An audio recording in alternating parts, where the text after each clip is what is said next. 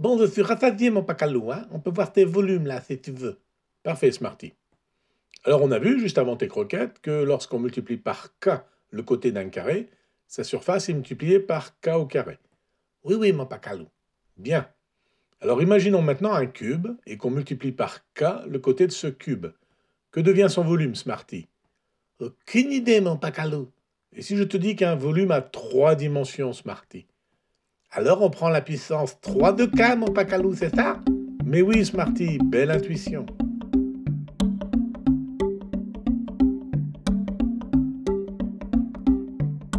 Alors regardons ce schéma. Je dessine un cube de 1 mètre de côté. Son volume vaut 1 mètre cube. C'est d'ailleurs la définition exacte du mètre cube. Ah bon, mon Pacalou? Comme pour le 1 mètre carré, en fait. Mais oui, Smarty, c'est ça. Alors imagine maintenant que je multiplie le côté de ce cube par 2. Eh bien, tu vois que dans le nouveau grand cube, je peux y mettre exactement 8 cubes de 1 mètre cube. Et donc, le volume total fait bien 8 mètres cubes. C'est bien vrai, mon Pacalou. Et donc, alors qu'on a multiplié le côté par 2, on a vu la fois dernière que la surface est multipliée par 4, pour une surface à 2 dimensions, et donc par 8 pour un volume en 3 dimensions. 2 fois 2 fois 2, 2 puissance 3, 8. Oui, oui, c'est vrai, mon Pacalou. Mais si on avait multiplié par 1,2 au lieu de 2, par exemple, on a la même chose que pour le carré? Eh bien oui. Alors c'est un peu plus difficile à illustrer, mais essayons. Donc je construis un cube de côté 1 et un cube de côté 1,2. Et maintenant j'éclate les morceaux du grand cube.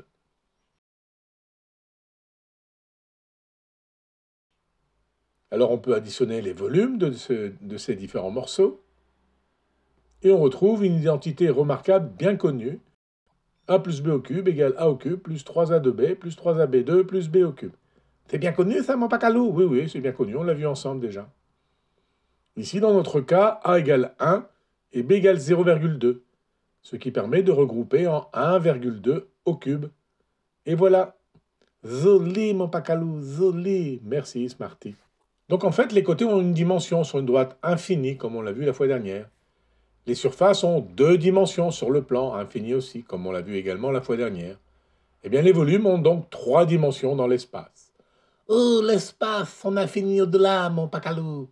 Oui, oui, tu m'as déjà fait le coup, Smarty. Et non, je n'ai toujours pas vu Toy Story. Donc, cela marche avec n'importe quel volume fermé et symétrique.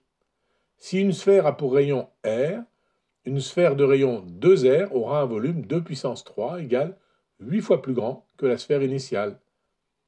Si je multiplie les 3 côtés d'un parallélépipède rectangle par 2, un quoi, mon Pacalou? Un truc qui a la forme d'une boîte de chaussures, Smarty.